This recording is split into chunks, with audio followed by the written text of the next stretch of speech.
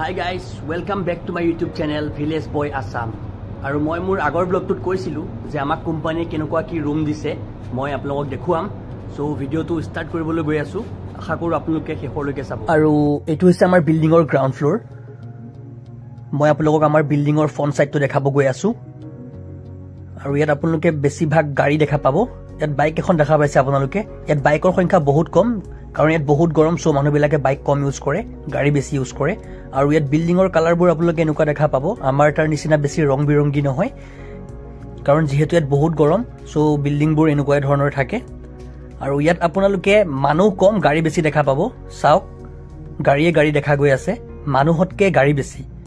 মই আগতে আমাৰ তাত দেখা নাছিলো ইয়াত আহাৰ পৰা দেখা পাইছো আৰু মই আমাৰ বিল্ডিংটো দেখাব গৈ আছো এটো হৈছে আমাৰ বিল্ডিং এটো হৈছে আমাৰ বিল্ডিংৰ বেক সাইডটো যেটো মই আপোনালোকক দেখাই আছো আৰু এখন হৈছে গেলামালৰ দোকান আমাৰ ভাষাত যদি ক'বলৈ যাও ৰেছনৰ দোকান বা গেলামালৰ দোকান কিন্তু এত কুৱেটত কোৱা হয় এনেকুৱা দোকানবোৰক কোৱা হয় আপোনাৰ বাকালা বুলি আহকচোন চাও ইয়াত দোকানৰ ভিতৰত কি কি পোৱা যায় ইয়াত আপোনালোকে দেখা পাব আমি আমাৰ দৈনন্দিন জীৱনত আমি যিবোৰ বস্তু ইউজ কৰো ইয়াত সকলোবোৰ পোৱা যায় ইয়াত ফলমূলকে আদি কৰি কেঁচা খা সামগ্ৰী পা লৈ আৰু বিশেষকৈ ঠাণ্ডা ইয়াত আপুনি ঠাণ্ডা গৰম দিনতো পাব আৰু ঠাণ্ডা দিনতো পাব ইয়াত আপোনাৰ আমাৰ তাত ঠাণ্ডা দিনত ইউজ নহয় ইয়াত ঠাণ্ডা দিনতো ইউজ হয় ঠাণ্ডা আৰু গৰম দিনতো ইউজ হয় ইমান ডাঙৰ ৰেড বুল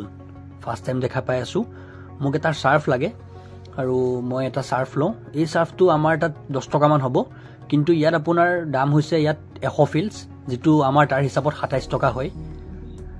ইয়াত আপোনাৰ পইচাৰ মূল্য যিমান বস্তুবিলাকৰ দামো কিমান মই এতিয়া যাব ওলাইছো আমাৰ ৰুমলৈ আৰু এটো হৈছে আমাৰ ৰুমৰ লিফট আমাৰ ৰুমটো আপোনাৰ হৈছে 3rd ফ্লোৰত কোম্পানী আমাক কেনেকুৱা ৰুম দিছে আমি কেনেকুৱা ৰুমত আছো আমাৰ কিচেন কেনেকুৱা আমাৰ বাথৰুম কেনেকুৱা মই আপোনালোকক এই ভিডিওটোত গুটেবোৰ দেখাম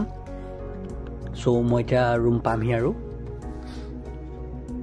এটো হৈছে আমাৰ হল ৰুম আৰু ইয়াত ৰুমবোৰ বিশেষকৈ এনেকুৱা কাৰণ ইয়াত আপোনাৰ এসি ফিটিং আছে আপোনালোকে চাব পাৰে ইয়াত এসি আছে সো ইয়াত ৰুমৰ ভিতৰবোৰ এনেকুৱা থাকে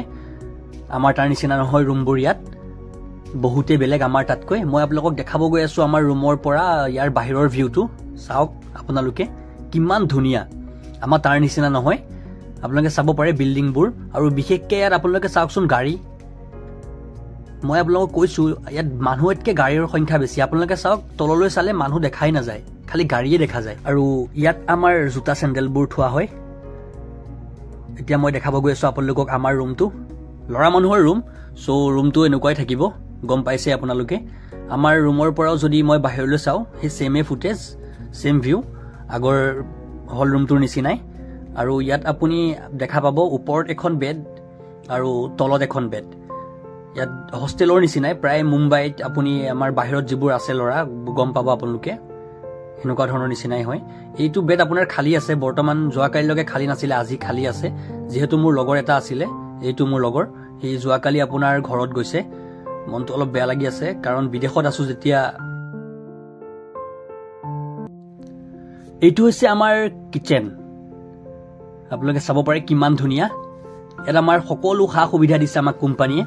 ফ্ৰিজৰ পৰা আদি কৰি দেখা পাইছে এইটো ফ্ৰিজ ইয়াত অনলি পানী আছে বৰ্তমান এনেকুৱা একো নাই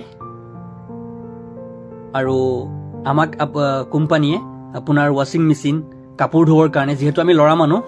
সো আমি ডিউটিৰ পৰা অহাৰ পিছত অলপ এলাহো লাগে দিয়ক সো কোম্পানীয়ে আমাক ৱাশ্বিং মেচিন দি দিছে কাপোৰ ধোৱাৰ কাৰণে আৰু এটো হৈছে গেছ টেবুল গেছটো এনেকুৱা ধৰণৰ হয় আৰু মই যদি আমাৰ কিচেনৰ পৰা আপোনালোকক বাহিৰৰ ভিউ দেখাও এইটো হৈছে আমাৰ কিচেনৰ পৰা বাহিৰত চাব পাৰে আপোনালোকে এইবোৰ গাড়ী অহা যোৱা কৰি আছে গোটেইবোৰ দেখা যায় এইটো হৈছে আমাৰ মিনি ফিল্টাৰ ইয়াত ফিল্টাৰ কৰি পানী ওলোৱা হয় মিনি ফিল্টাৰ এইটো গোটেইটো আপোনালোকে চাওক আমাৰ কোম্পানীয়ে দিয়া কিমান ধুনিয়া আমাক ফেচিলিটি দিছে কোম্পানীয়ে যাতে আমাৰ একো কষ্ট নহয় এইটো আমাৰ বাথৰুম এইটো হৈছে মই আৰু ইয়াত আপোনালোকে দেখা পাইছে যে আমি বাল্টিঙত পানী ভৰাই ৰাখিছো আৰু ইয়াত আমি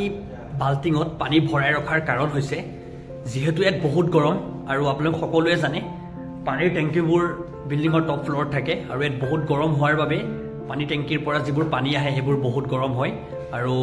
যাৰ কাৰণে আমি ইয়াত বাল্টিঙৰ ব্যৱস্থা কৰি ৰাখিছো অকল আমাৰ ৰুমত নহয় আপুনি কুৱেটৰ যিকোনো ৰুমত যদি যায় দেন আপোনালোকে দেখা পাব তাত ডামৰ ব্যৱস্থা হওক বা বাল্টিঙৰ ব্যৱস্থা হওক পানীৰ টেংকি হওক